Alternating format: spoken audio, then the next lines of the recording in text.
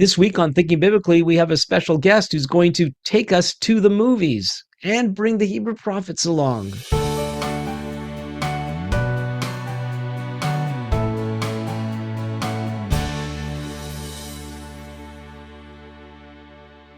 Welcome to Thinking Biblically. My name is Alan Gilman. Thinking Biblically is a podcast dedicated to exploring how all of Scripture speaks to all of life. And sometimes we do that through engaging conversations with old friends and new friends. And I'm looking forward to talking to our guest in this edition of Thinking Biblically. But before we do that, I want to remind everyone to please subscribe and to share, like, and review. Leave comments in the comments section. And I'll share later on how you can contact me and our guest directly if you want to do that. Well, it is my pleasure to introduce to you somebody that I've just met. His name is Tony Watkins, and Tony has been a teacher, speaker, and writer on media and the Bible for more than 30 years. He is currently the Fellow for Public Engagement at Tyndale House. Tyndale House is a research institute at Cambridge University in England, housing one of the world's most advanced libraries for biblical scholarship. Tyndale House is a community of researchers studying the Bible at the highest level and collaborating on projects to deepen Bible knowledge. Tony is nearing the end of his doctoral research at Cambridge, focusing on his two obsessions, the Hebrew prophets and media. Hopefully in our time together, we'll find out how all that works. Before joining Tyndale House, Tony worked in partnership with several organizations, including Damaris Norway, a strategic hub for networking, cultural apologetics, and community engagement, offering worldview analysis of cultural stories and products in order to develop resources for churches, schools, and the wider society. Tony has also worked as the coordinator of the Lausanne Media Engagement Network, which is committed to a renewed critical and creative biblical engagement with media and technology. Do you note the theme here? Tony is an associate with Living Leadership, a discipleship and leadership training ministry, and a lead tutor for Formation School, a one-year discipleship program affiliated with Living Leadership. He's an adjunct lecturer at NLA University College and has been a visiting lecturer at MF Norwegian School of Theology, both in Norway. He's also been a visiting professor at Cliff College, a theological school in Sheffield, England. Tony is the author of Focus, the Art and Soul of Cinema and Dark Matter. Oh, sorry, I said that wrong. Of Focus, the Art and Soul of Cinema and Dark Matter, a thinking fan's guide to Philip Pullman, both available through Amazon. Tony is married to Jane, who is director of mentoring for growing young disciples, an organization devoted to promoting and supporting biblical children's and youth ministry. Tony and Jane are trying to move to Cambridge from Southampton in the south of England. Now, this is something that Tony mentioned that I needed to actually change what I had written in my suggested bio. And by saying they're trying for, hey folks, they're trying to move to Cambridge. So I guess if there's anybody there that can help them move from Cambridge, to Cambridge from Southampton, you'll have to contact him. Maybe you have the means to get them there. Welcome to Thinking Biblically, Tony. It's nice to meet you. Thank you very much. Great to meet you too, Alan. I don't know if you want to comment on the trying to move thing. Well, the most helpful thing would be for somebody to give us their big house for about 1/10 of its normal value. Prices in Cambridge are astronomical. Excellent. Anything else? No, that's all. I don't ask for much. Well, God can do anything. We've got stories, but we're going to talk about story. Yeah, I came from a family background where we couldn't do anything because we couldn't afford this and we couldn't afford that, and grew up with what I later would come to understand as a poverty mentality. And I remember happening upon Matthew 6 for the first time, the idea that if we do what God wants us to do, follow him, seek his kingdom, he's going to take care of the rest. And that hasn't always been easy, but he's been true to his word. Yeah. So just wait. Just make sure you get out of when the house starts to fall, make sure you get out of the way. Does that remind you of a movie? Okay. So you've got these two obsessions, the Hebrew prophets and media, and we've never met. I don't know if those are. I'm really interested in both of those, and I'd be really happy to hear whether. So, do you hold them together, or they just sometimes Mm. you go to the shelf of the Hebrew prophets, and then you have a shelf for media, or are you seeking to see how biblical prophetic writings speak into the media saturated world that we live in? Yes, all of the above. I think. So for a long time, so in your introduction, you said that I worked in writing about media in the Bible for uh, just a little over 30 years. And primarily, especially the last 25 or so years, primarily that's been about Christian media engagement, writing about films, books, television programs, and sometimes other things, but primarily those three from a Christian and philosophical perspective, often for a secular audience, always trying to bring the Bible into that. And so that was my professional world, teaching and training about Christian media engagement. But alongside that, for 25 or so years, I've had this kind of mad burning obsession with the Old Testament prophets. And I bumped into Ezekiel sort of 25 or so years ago. And I used to run a student group that met very early on a Wednesday morning, and we used to do apologetics and worldview stuff and media things. And after a while, a couple of years of this, they said, we'd like to do some hard Bible. And so the consensus was that the hardest bits were either going to be Ezekiel or Revelation. And we would hear things about Revelation from time to time. So let's go Ezekiel. Oh, well, I just fell in love with Ezekiel, really. And then he introduced me to his mates, and we've been hanging around ever since. So alongside my professional work, I had this growing, really quite mad obsession with the prophets. And that increasingly became part of what I was doing. I was teaching on the prophets whenever I got an opportunity. I used to be involved in International Fellowship of Evangelical Students graduate course in Europe called Bible and Culture that was originally 7 weeks and then 4 weeks. And I would, for 1 week of that, I would teach through one of the prophets. And so to have 20 odd hours to be able to teach through a prophet is such a gift and a treat. And so it just fed my obsession, really. It got more and more. And then probably 6 years ago now, I reached a point of maybe not a crisis in my ministry, but a sense of I need to have a clearer sense of what the Lord would have me to do. You mentioned Damaris Norway. Before I was very involved in Damaris Norway, I was part of the team of Damaris UK, which no longer exists. And I was involved in setting that up in 1996. And then when I left Damaris UK and was then throwing myself more into Damaris Norway and some of the other things, I was doing so many things, and I reached this point of saying I need some clarity from the Lord as to what I should do.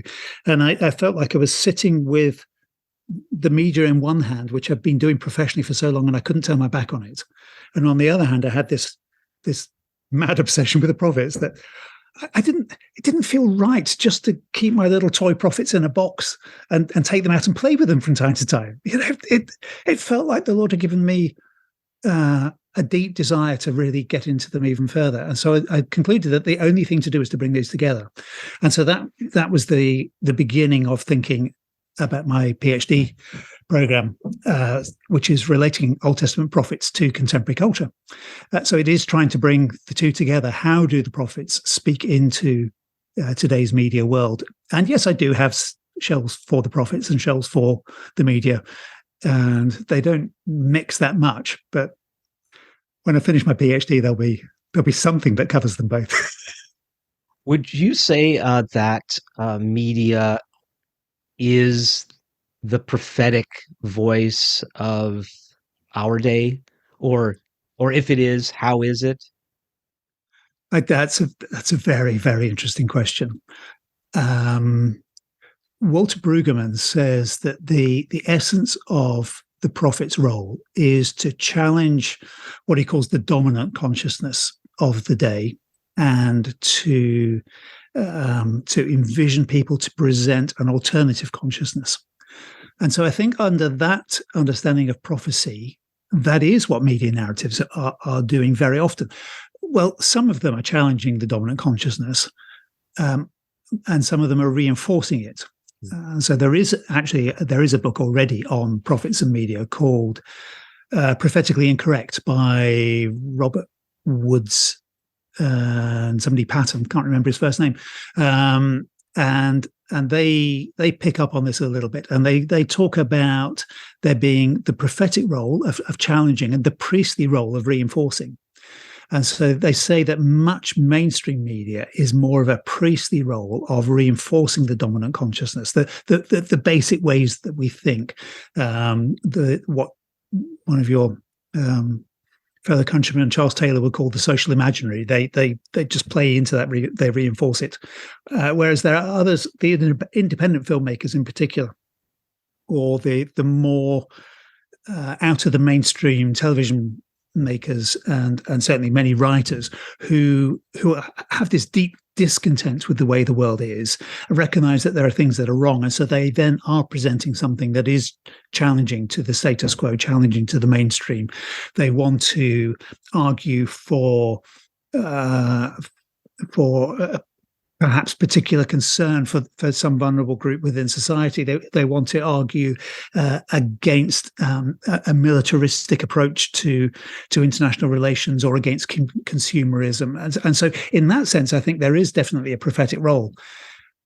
I do feel a little uncomfortable in saying that too strongly, though, because it seems to me that the biblical role of prophecy is much more than social critique.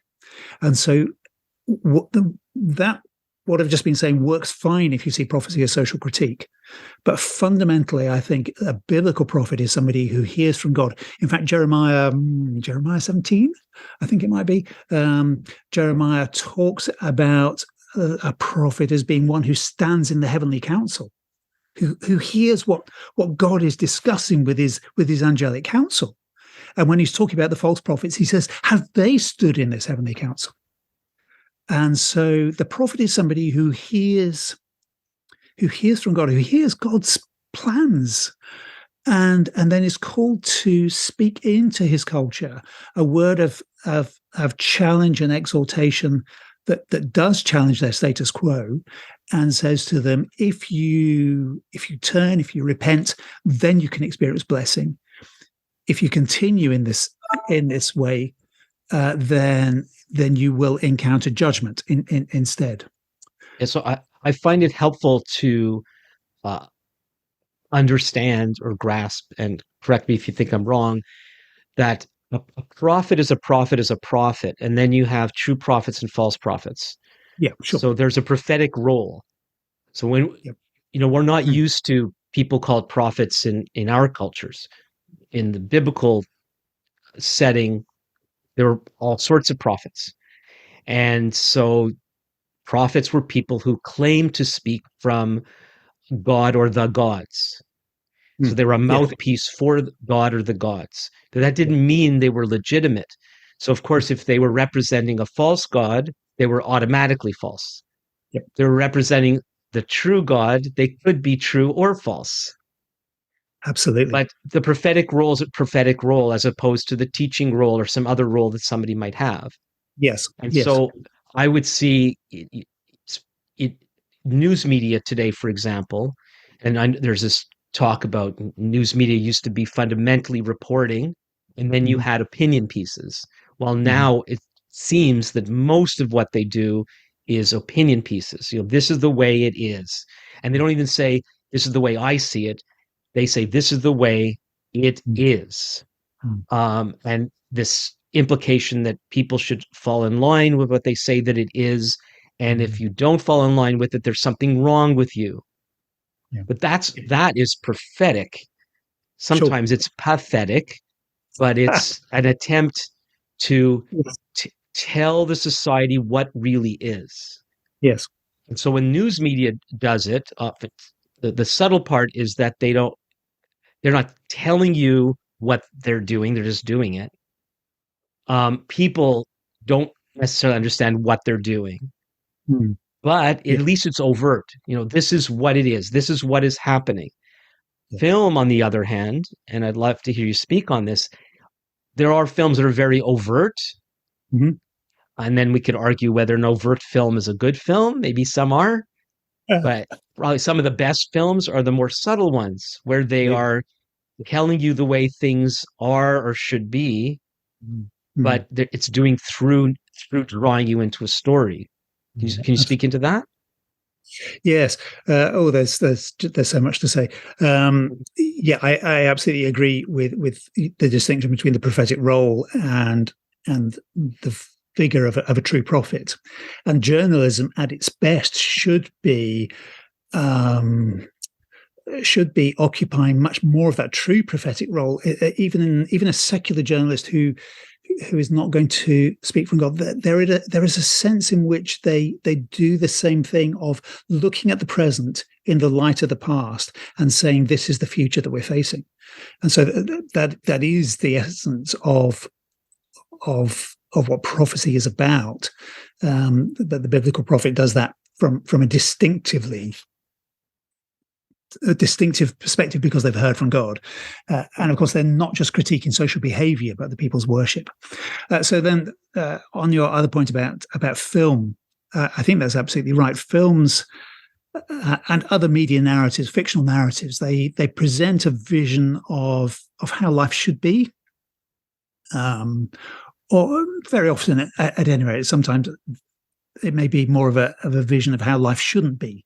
But there's a portrayal of life in some way, even if that's turned into the context of a bunch of animated toys, or it's tall blue beings on another planet, or it's set in the past, or whatever it is, it's still nevertheless in some way reflecting the experience and the world as the writer and or director see it, because however much we imagine another world, our imagination is still based on the world that we experience. And so when a writer portrays characters behaving in ways that they perceive to be positive, it's because they see those behaviors in the world around them and perceive them to be positive. When they portray a character behaving negatively, it's because they perceive that kind of behavior in the real world as negative. So I mean, all of that's pretty straightforward. But then as the narrative progresses, in most narratives you get some kind of resolution where the end state of things is better than it was at the beginning.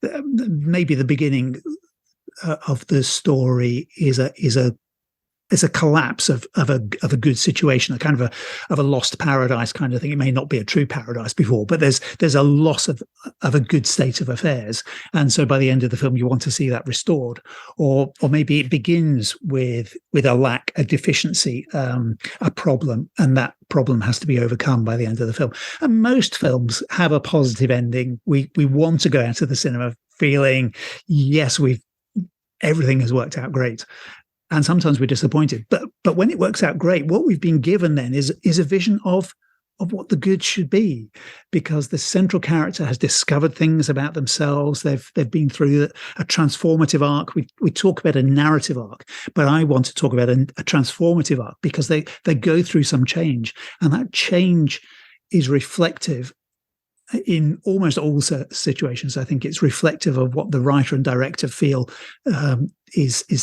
is good in life and how life should be. One of the concerns I've had with film, and is my wife and I have raised 10 now all adult children, so we've had lots of opportunity to deal with media. And there were the days where we hardly ever watched anything, had to borrow a little TV or something, and that's changed through the years as it has with so many. And now it's everywhere. Feels like it's everywhere all the time. Mm. Um, one of my biggest concerns, there were certain images and certain kinds of stories that, especially for younger kids, we didn't think they were mature enough to be exposed to those sorts of things. But the thing that concerned me the most was what I called moral confusion, Okay. where the story is told in such a way that in the most simplest form, you end up rooting for Mm. the true bad guy Mm. as opposed to the true good guy. And good guys are made to look bad, and bad guys are made to look good. mm, I remember experiencing this, and I only saw the first one. It was Pirates of the Caribbean, and in everyone that was actually of any kind of noble background, the normal good guys were all bad. And mm. you're rooting, and I know this is going to ruin a lot of people, rooting for pirates. Right. Yep. Pirates are not good guys. Mm, mm. Doesn't mean there can't be nobility between them. Doesn't mean a pirate can never do a good thing. A pirate might walk a little old lady across the street one day, but by Ah, and large, they live for the not good. yep. And yet the affections of the audience turn to criminals. Mm, mm, What is that? mm. Why do we do it?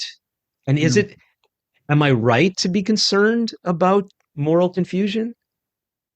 Oh, yes, I think absolutely you're right, because it plays it tramples over the moral categories that we hold. And we can watch Pirates of the Caribbean. I prefer not to. I think I enjoyed the first one a bit, but anyway, there we are. We'll leave that one side. Um, I was the told by music. some of my kids just the other day, it came up again. And it was like, the first one's great, the other's not so much. Yeah. Send in your Okay. comments, folks. I don't mind. Go on, Tony. Yeah, I don't even want to say the first one's great. It's all right. But yeah, yeah, I guess we know pirates are bad people, but we can root for this one because he's a bit of a character and whatever. We quite like him. So, but yeah, it is absolutely playing with our moral categories in really problematic ways. If we don't stop and think about it. There are more subtle examples. The example that's occurred to me off the top of my head is an old and not very subtle one, but I'll give it anyway. I don't know whether you remember. Can I even remember the Bridges of Madison County? Do you remember that with was it Harrison Ford and I've Meryl not seen Streep? it. Okay, well, Yeah. there's Say the this title is again. Bridges of Madison County, and Meryl Streep is her husband's away, and I think I'm pretty sure it's Harrison Ford. Um, it's so long ago, I can't even remember now. I'm sure all sorts of people are saying, "No, you idiot man! Of course it's not."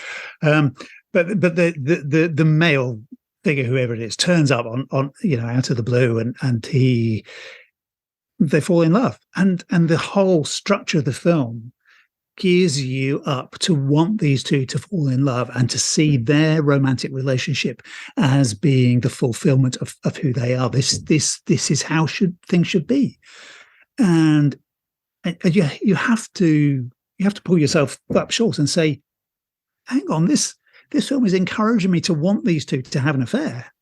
This is not what I think is good behavior. This is not good for anybody.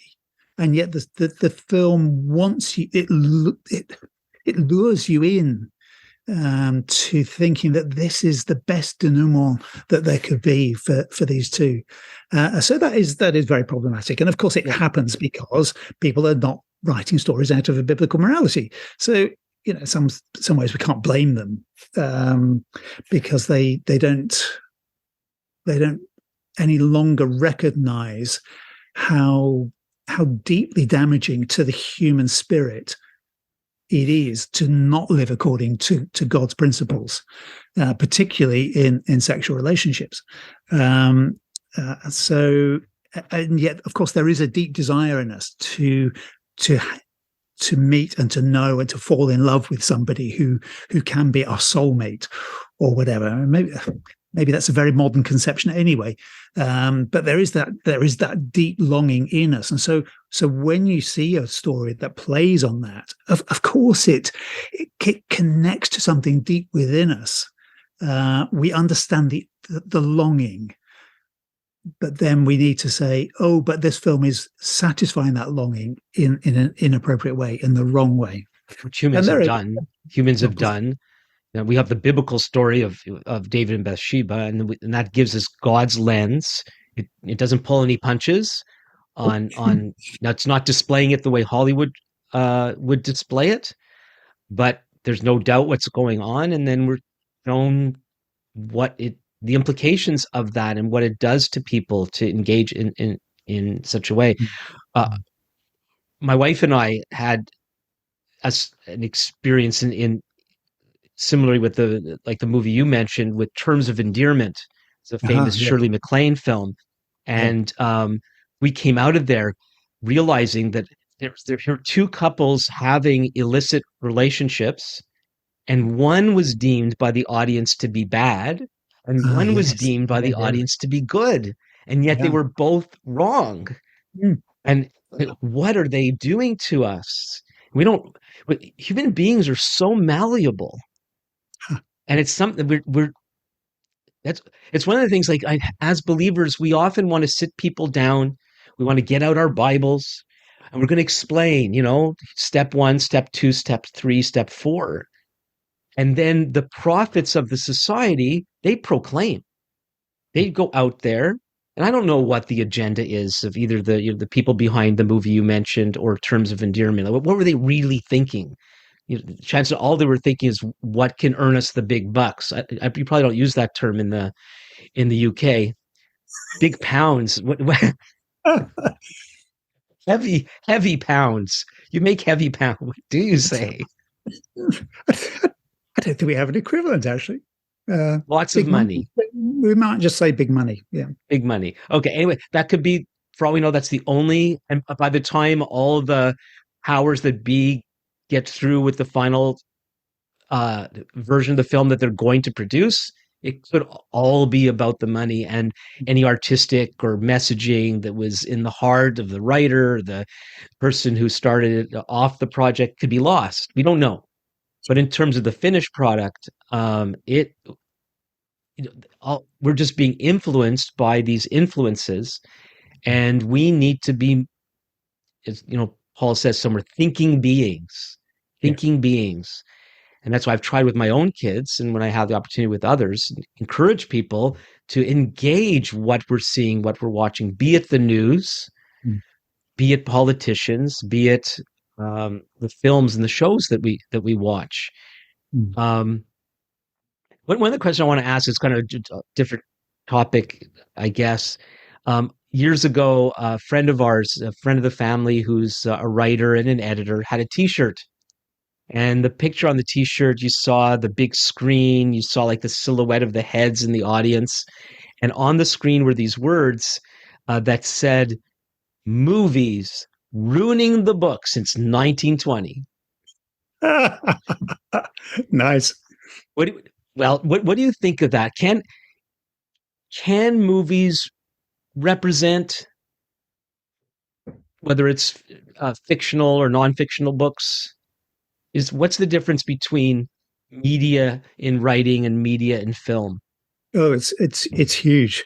I think it's very unfair of us to expect a film to satisfy us like a book does, to be able to match up to the book in any way, because the books can just be so much bigger. They've got so much more time. Even a long film has to constrain itself to 2.5, 3 hours. I mean, you might do a trilogy of films if you're making Lord of the Rings, but then you're basing them on you're basing it on a trilogy to start with. So you have to cut so much of the story usually, or you have to cut a lot of the dialogue. You can't show the inner workings of the mind in the same way that a book narrator can. You have to find ways of doing that, maybe externalizing the dialogue, or putting a voiceover, or just ignoring all of those dimensions. You and then you have this fundamental problem of audiovisual medium is radically different from a written medium. They're simply not the same thing, and so you can tell exactly the same story, but it's going to feel different when you put it on screen. But of course, you can't just tell exactly the same story, so you have to adapt it. You have to make it work in a different format with a different grammar, if you like, a different way of communicating meaning.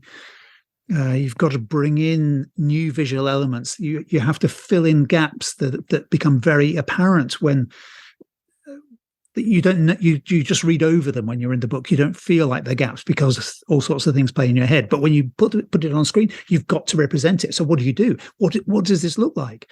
And as soon as you take something that's in people's heads and say, this is what it looks like, you'll get it right for some, you'll get it wrong for others. I think I mentioned Lord of the Rings. I think Peter Jackson did a pretty good job with the Lord of the Rings films. When I saw the city of Gondor in the third film, Return of the King, at the end, I was open mouthed with astonishment because what he'd done was so close to what I imagined in my head. So for me, that was, he's got this right. This is just extraordinary. And I thought his representation of Rivendell was beautiful. But equally, there will be other people with different imaginations of those two things who would say, Jackson got it. Yeah, he made an absolute mess of Gondor. Looks nothing like that. So you can't win as soon as you try to do that. So the question is, can you do a good adaptation? An adaptation that's faithful to the spirit of the book, and of course you can. Sometimes you can make a story or a version that is even more satisfying because the book has flaws for whatever reason. I can't think of an example off the top of my head, but yeah, it can happen. Just doesn't happen very often because people have usually read the book first, and therefore the film is always something of a disappointment. We had an experience with To Kill a Mockingbird. So it was my wife introduced me to the movie many years ago, and she really loved it. And I saw it and I thought this, it's heavy, but it's excellent in so many ways. Then she had already read the book by then. I'd never read the book. The book is marvelous. It's so well written. Right. But we both started with the movie. So then years later, we show it to some of our kids, and the movie ends. And one of our sons gets up and he's upset. This was terrible, he said. Mm. And it was because, in his opinion, and I think he was right, the movie changed the mood of the book. The movie, and you can understand why, the movie was kind of creepy. You had this character, Boo, mysterious character. It was black and white, and there's this music, and there's that. It made it creepier than the book was. The other thing, which and this is very interesting, and don't get me wrong, myself, my family, we love books, we love movies, but I have noticed something, and it was through this experience with To Kill a Mockingbird. To Kill a Mockingbird is written through the eyes of an adult based on her childhood experiences. So she's able to use adult language to describe how she felt when she was a child. Which what a concept Yeah. that the author came up with, how to tell a story. How do you take that, the head and heart of an adult through the eyes of when they were a child, and then explicitly portray that on a screen? So there's the adult version of the child is narrating. The child is in the movie acting out the scenes, but you cannot really portray that. Is it an essence or whatever you want to call it in the movie version? And so then the movie actually stands alone apart from the ideas provided by the book. So they Yeah. become two different kinds of media. Yeah, that's right. Absolutely. You can't translate those kinds of things. The best you can do is a voiceover, but that does something different as well. And voiceovers get in the way. They change the way Yeah. that you read what you're seeing. So, And older yeah, movies narration used to be more common. yeah, Now we don't even have narration with trailers. It put those great voices out of work. yes. Coming soon. Um, I had an experience years ago when the first Narnia movie came out, and I'm not referring to the BBC series, which we won't talk about. No offense to the beloved BBC. Those of you who are aware of the BBC version of Narnia would know what I'm talking about. But the Hollywood versions that came out several years ago, I was quite concerned, and then it got worse when it got it was Prince Caspian that I was really, really upset with how they portrayed certain things. And I brought that up with a friend, he was a pastor, and his response was, "It's just a movie. It's just a movie. It's just entertainment."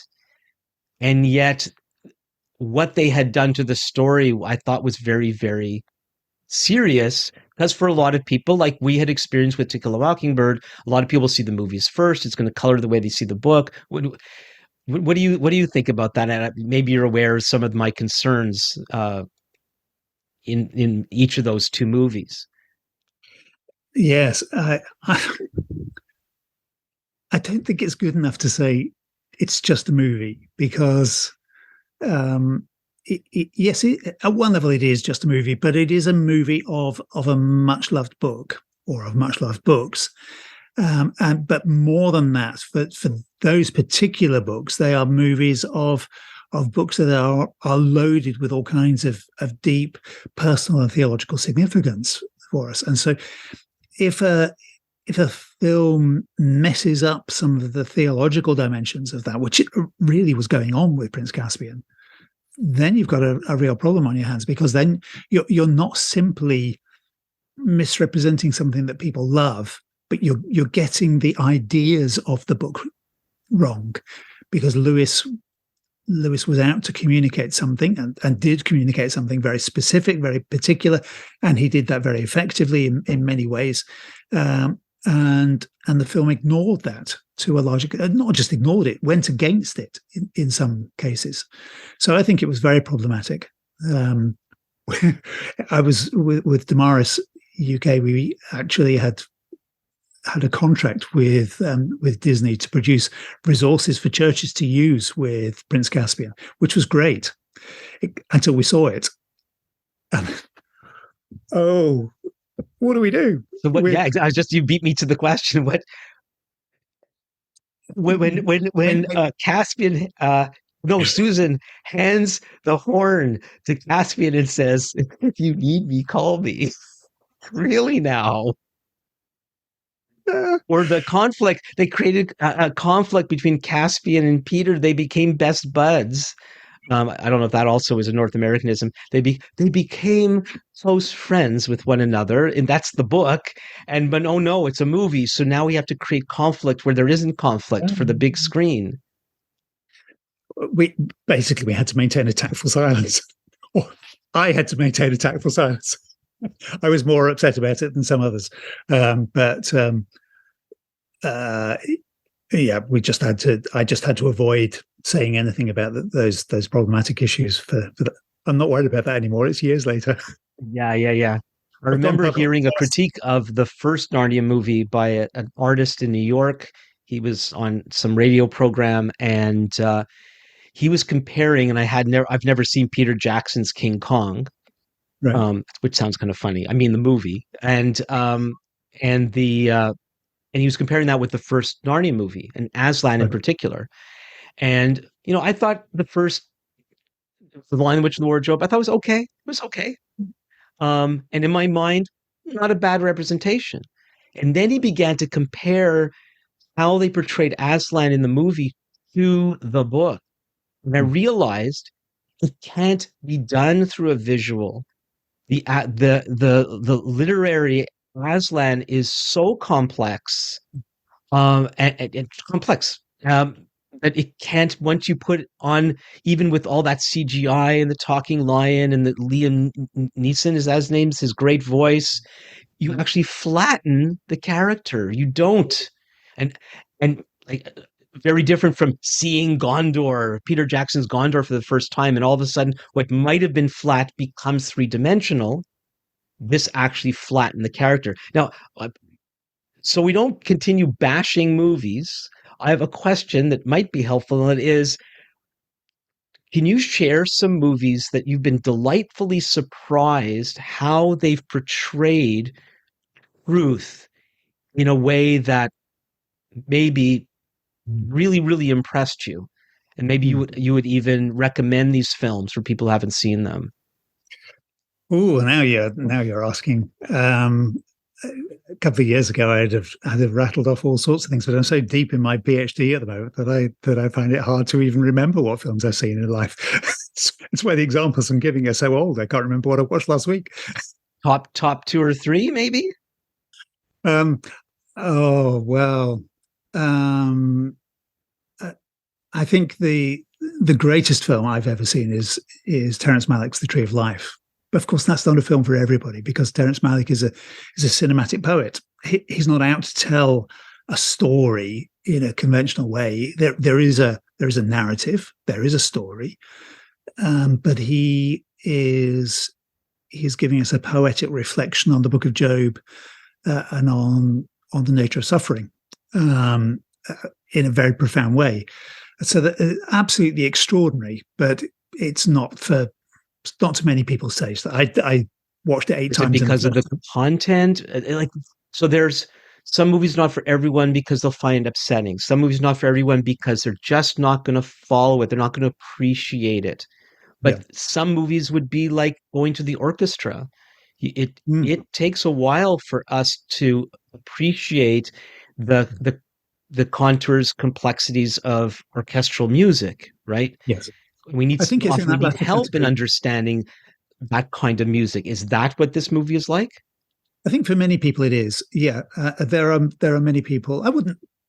I've never shown it to my wife because I think she she would not she would not be invested in it enough because the narrative is so broken up and it's so poetic. She would not be invested in it enough to to work through those kinds of issues. So I think you have to have, for a film like that, you do have to have the willingness to um, suspend some of your narrative expectations, to take your orchestra analogy, to spend time figuring out how this is working. So I would Have, say have, it is a poet. you, And have you I done courses where you've showed students films, parts of films, analyzed the films? You've done that? Would you yeah, use this I've done that. movie? Would you use the, or have you used this movie in a course like that? Yes, I have, but it's not an easy one to use because it takes so much reflection and thinking about. So I'm not able to figure out if you're recommending this movie or not recommending it. Like, Uh, I absolutely am, but if you don't get it, I don't hold it against you. Uh, okay. um, How about, is there a I just think popular it's film that extraordinary. people can more A popular readily film. relate to that surprised you in terms of its Uh, messaging and how and its presentation and so on? yeah, one of the greatest surprises, a film I absolutely love, is a film called Lars and the Real Girl. And Say I that again. Lars and the Real Girl, set Sorry, in I'm Minnesota. going to have to translate for our North Americans. What's that first word? Lars, Lars, is Thank you. It's like if it was laws, but it's Lars. Okay, got it. Lars, or Lars to my Norwegian friends. Yeah, Um, so, our dance has been a big part of our families, like with our kids' ballet, and our children had a Christian ballet teacher. It's provided a major foundation for them. Our two oldest kids, and they were part of the curriculum they were following was the Royal Academy of Dance mhm. from the UK. That has really nothing to do with the story, but they were going to have their first official examination, and they were told an examiner was going to come to examine them. So they thought they didn't know it was an examiner. Oh, I They thought see. there was this person called an examiner. Okay, Right. laws and the what? I'm You sorry, I had to got explain that to me distracted. the other way around there. I'm sorry, laws and The real girl. okay, laws and So the real girl. yeah. Okay, so what was surprising about this? um, it's a beautiful story of a guy who is is is a really difficult kind of character. He's a very broken character. He's brilliantly played by Ryan Gosling, absolutely superb. So he's very nervous. He can't mix with people. He's carrying a huge load of guilt, and I'm not going to explain why he thinks he's guilty, why a tragedy that's happened in his life is his fault. I mean, I'll say his mother is dead, and he holds himself responsible in some way. But I won't say anything more than that about it. But so he's really socially awkward, socially incapable. Really, he's got a job, but he just can't mix with people. And then somebody says something to him that he goes to church, and the preacher was preaching about love, and at the end, this old lady, Mrs. Gruner, gives him a bunch of flowers and says, "Give these to a pretty girl, Lars. You need to find someone." And she's so awkward. He doesn't know what to do with these flowers, and or an individual flower rather. And then this girl comes out of the church, and he just panics and kind of throws the flower. But he decides that Mrs. Gruner is right, that he does need companionship. He does need somebody, and he makes the most extraordinary, outrageous choice about what to do. And I can't tell you what that is, because it would be such a spoiler. But when I show this to groups, and they don't know they know nothing about the film, the moment when they discover what Lars has done, I don't watch the screen, I watch their faces, because at the same moment when you see what he's done, they all go, oh, what is Tony Watkins showing us? This is horrific. And it's deeply uncomfortable, because you think the whole film is going to be now extremely inappropriate. But it's a touching, beautiful story of this community caring for somebody who is desperate for love, really, and he discovers love in the community, because he doesn't know where else to get it. And the way these people care for him, it's staggeringly beautiful, and it's very funny, but it is also quite shocking at about 25-30 minutes in. I'm not saying any more than that. Well, I appreciate the warning. Babette's Feast, Tony. Oh, yes. Oh, I love Babette's Feast.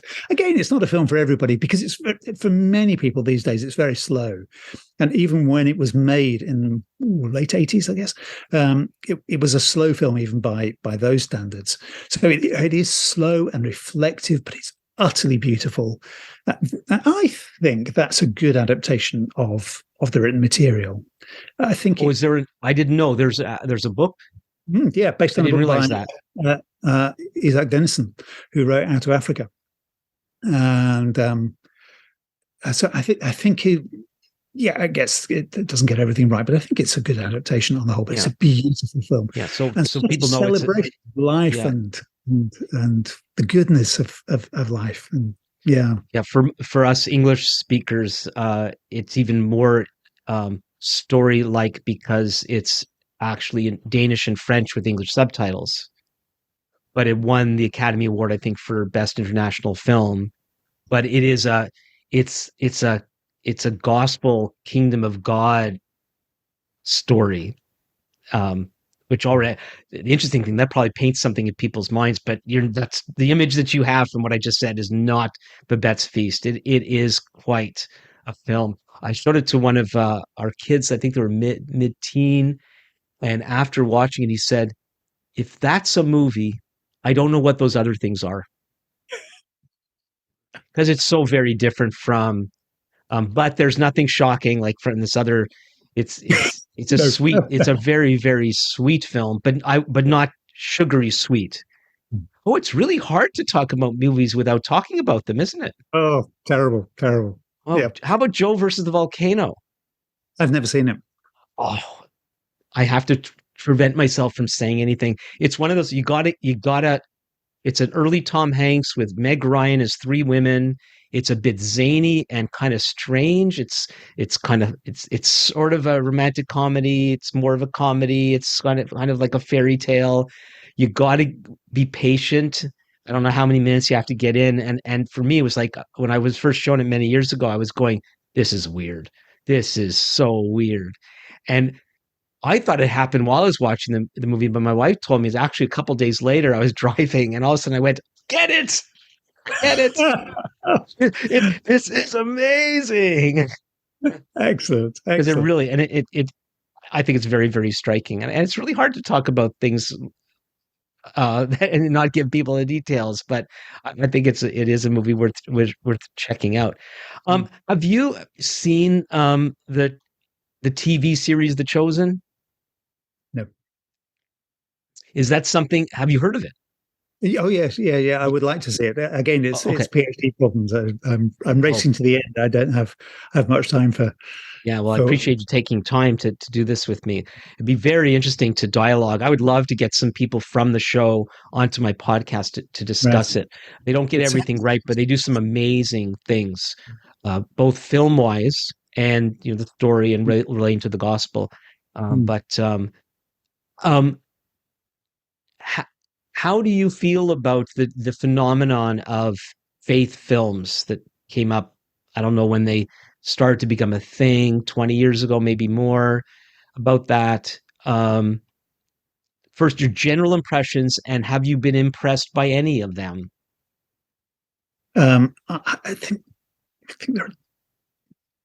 I think they're a disaster, basically. Notice how he uh, was trying to whisper. That's an interesting uh, I, approach.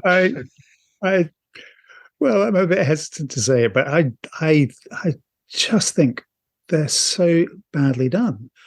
Um, and in fact, the Chronicles of Narnia, Lion, the Witch of the Wardrobe, was a key part in the growth of the faith films, because Hollywood said, "Oh, there's a market Right. for films that appeal to Christians." Um, the trouble is, we kind of touched on this earlier without quite saying it explicitly, that films are at their best when they show and don't tell. But films that are made to be faith films, those who are making them, who of course have the most commendable motives of wanting to communicate the gospel through film. Of course, I cannot fault them on that. Uh, but because they want to communicate the message, it's really hard to avoid telling, not showing.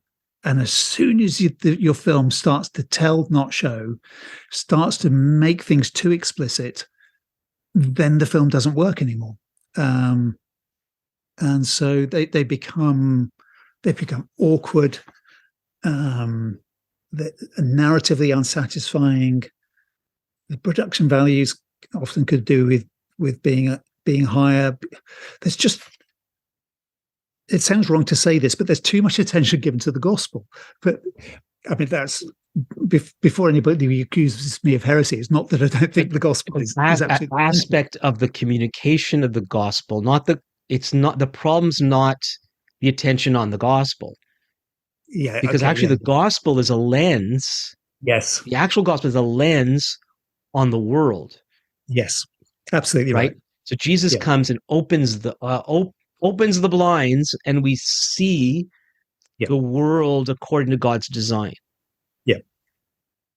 But we It's the spent, telling. yeah. So it's very interesting.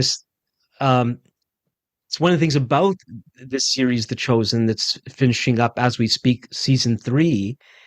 Um, the reason why it's called The Chosen, we automatically think, well, it's talking about Jesus. No, The Chosen is his followers, Hmm. and it's the very first screen rendition of the gospel that's done from the perspective of the people whose lives he changed, not Ah, his. right. So you Right. end up with episodes where he's hardly in it. Right. You're just dealing with Oh, people's lives and what they're struggling with. And then, yeah, uh, you have to have some of the teaching, yeah. but Yeah. Yeah. it's emphasizing the impact of that teaching more than throwing that teaching in your face. And So of that's course, there's showing, some, not telling. yeah. So it's trying to do show, not tell, but it Right. can't not tell at all. But the Of thing course. is, some of the greatest movies in the world have had grand speeches and Yeah. and Yeah. Yeah. things. Yeah. There's a time for something explicit. Yes. but it Oh, has to absolutely. capture the imagination. So I had this part of my story with The Chosen has a big thing to do with the Bible, and had to do with I was first working through the Gospel of Mark for my own personal Bible time. I eventually preached through it. And for the first time, I caught um, that the message of the gospel and the tradition is that it was Peter's rendition of the gospel that Mark wrote down. It's possible that's exactly what it is. And that Mark, and I picked this up in a commentary I was reading. So it was saying, likely, here was Mark having heard Peter's oral presentation for who knows how long. And Mhm. now he's trying to provide a written rendition of this oral presentation.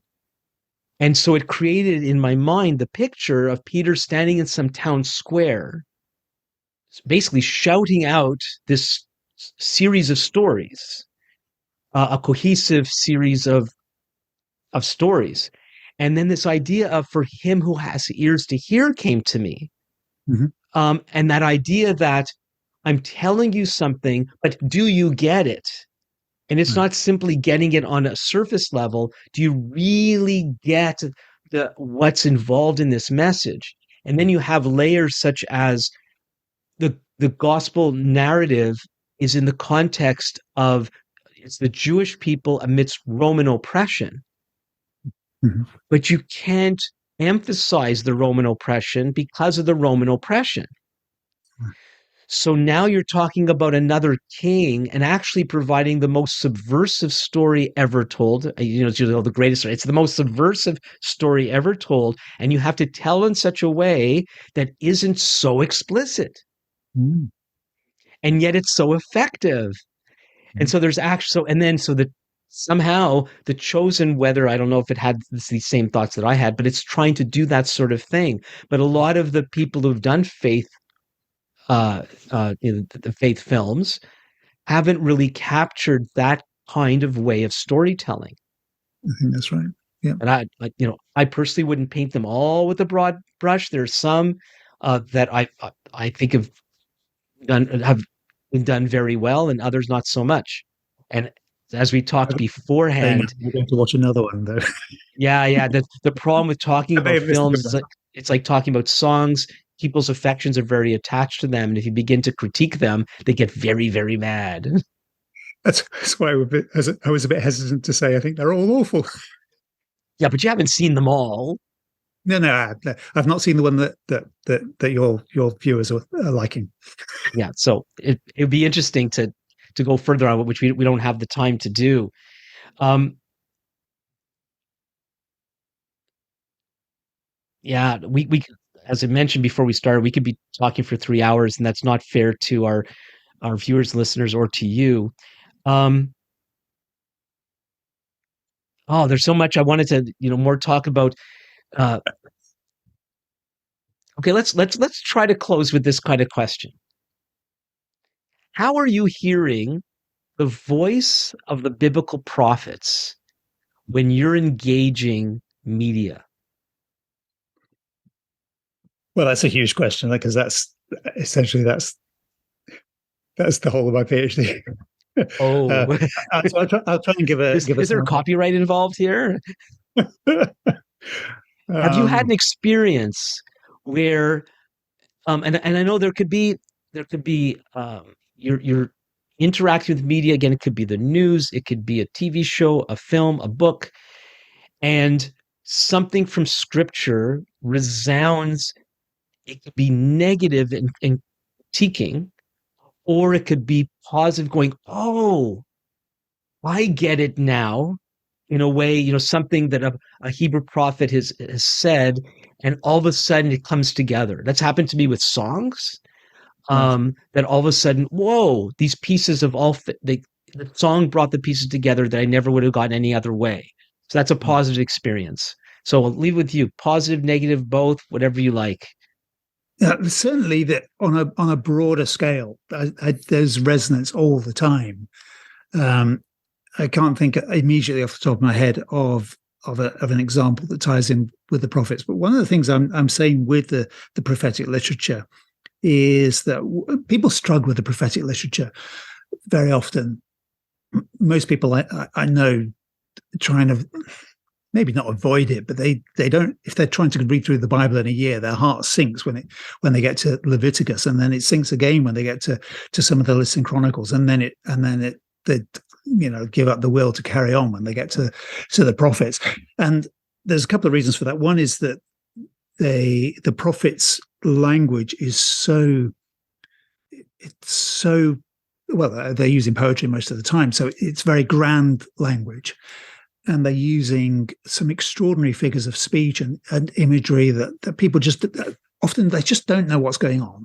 How do I get talking into about all sorts of things that we don't have references for. The geographical references, historical references, this sort of thing. Yeah. They don't know being the lost historical. comes natural for the reader. Yeah. So they're lost historically. They don't understand the way the language is working. But then so much of the prophets they perceive is judgment oracles, which it is. There is a lot, and the bits that are more positive are the bits that we tend to keep going back to, and we trot them out at Christmas or whatever.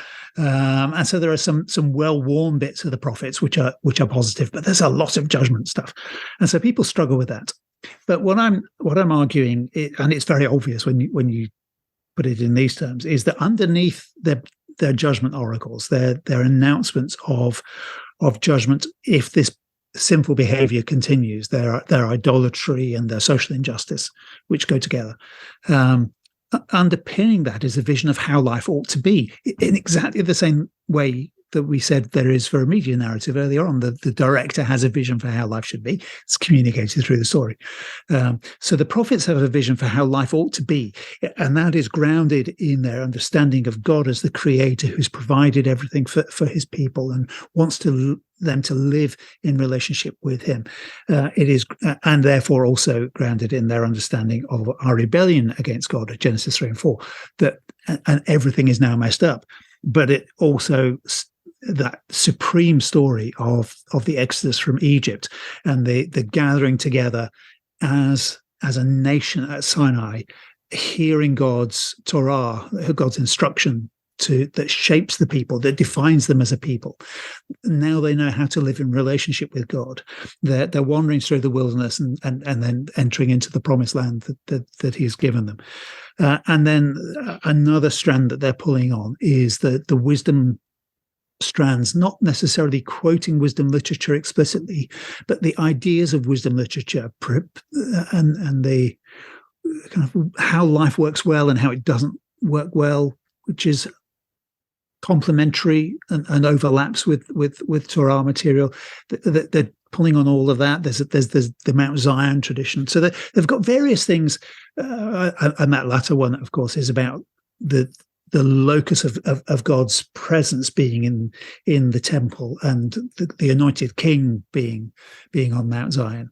And so that's becomes the focal point of God's people. So they're drawing on all of these things that create a vision of how life should be, of flourishing relationships with God, with each other, with the world around them, and with themselves. And then they look at the situation around them and say, you're getting this so badly wrong because you've lost sight of all of these things.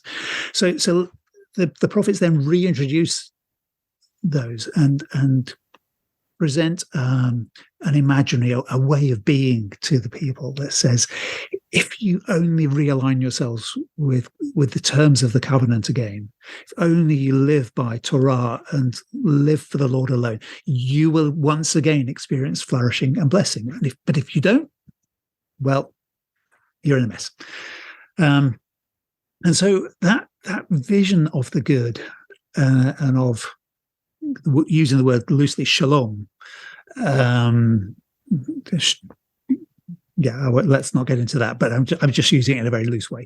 That wellness, that fullness, completion, everything right and in its place and with integrity, and because relationship with God is right, all the other relationships are right. That vision pervades all the narratives that human beings make in very subtle ways, because it's somehow written into the human heart. And so when a filmmaker makes a film or a person writes a story, there is something in there that appeals to that not consciously appeals to that vision of the good, but we're wired to recognize where the good is found, and so that there are things about people who work for the restoration of the world, because we should have a flourishing relationship with our environment. There are love stories, because Lost and the Real Girl is a love story, but not ultimately about the love between a man and a woman. It's a love of a community for a broken man. That's beautiful. That reflects something of this prophetic vision, and or getting a right relationship with God. I don't know whether you've ever saw a film, The Merry Gentleman, Michael Keaton's directorial debut. It's quite a bleak film in many ways. He's Michael Keaton plays a hitman, and he is about to do a hit just before Christmas one year. He's standing on a roof, and he's looking in the office buildings opposite for his mark. And there's a young woman played by Kelly MacDonald who has at lunchtime went to a Catholic church in her lunch break. She started a new job, having escaped from an abusive husband, and she's been really struck by this statue of Jesus with his hands held out. And so she's standing at the window of her office, explaining to her colleague how beautiful this statue is. And he sees this woman standing there with her arms open, and something moves him, and he stumbles, and he doesn't. Yeah, things happen. He bumps into her again, and they begin this very touching relationship, and there's this glimmer of redemption and reconciliation for him. And you think he doesn't come into a relationship with God, but you see there could be the beginnings of it, and that sense of we are made to have a relationship with God. We are made to connect with the transcendent. Sometimes that comes out in films. So in these kinds of ways, all sorts of films, just about every film I watch has some resonance with some aspect of this great vision that the Bible portrays for us. But I can't think of very specific ones. Sorry, I press the right button here. I started reading your focus book. And you say in the introduction that you referenced about 300 movies. And you do mention a lot of movies in that one. That's the Focus, the Art and Soul of Cinema. I wasn't able to get through it before our conversation. But you mentioned the Truman Show, which is a movie I love and other members of my family love. And it was one of the interesting things there is how you say in your book how you could think of this either as a good God story or as a bad God story. And it's Yeah. likely, I never thought of it, that it's possible that the intent is actually a critique of God and religion that Truman's escaping from. But I always took it as he was in the under the oppression of lies and breaks free Yep. from the lies. Yes. And now, I think that kind of ambiguity isn't in scripture, but Sure. it does when humans try to tell a compelling story like this one. It makes it even more interesting that if the intention of the writer and director was to tell a story criticizing God and religion, they accidentally preach the gospel. Yeah. Yeah, Yeah. because we're actually in God's world, Yes. and it is a good world. It's not an oppressive one. Yes. The evil one and humans oppress. Yeah. God frees. If we had Yeah. more time, we would get your impressions on the whole Star Wars saga.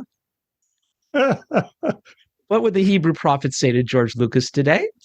Um, but maybe we shouldn't go there because that's another one too. I was there in the theater, 1977. I just become a believer a few months before, and I was totally enthralled by the spirituality of that film, not really understanding what it was. Sure. There was a reason why a lot of people were taken up by it at that time in history. Yeah. Um, anyway, so we could talk for hours more. I really appreciate this conversation. If people want to contact you, Tony, how can they do that? Through the contact form on the Tyndale House website is the best way, tyndalehouse.com. And there's a link there for contact. Right. So use Okay, that. I'll find that exact link. I'll put it in the description if people want to contact you through there. Is there anything else that you want to add before we go? Oh, just a couple of hours worth, but So maybe we'll get to do this again. Yeah, people could check out your books, and all the best to you in complete your PhD, and I hope you're able to make it to Cambridge as soon as is your heart's desire. So thank you so much for doing this with me today. that's a great pleasure. Thank you, Alan. Well, again, if you want to contact Tony Watkins, you could do so from the Tyndale House website. I will provide the link. If you have any questions for me directly, you could always contact me at comments@thinkingbiblically.org. And so until next time, this is Alan Gilman with Thinking Biblically.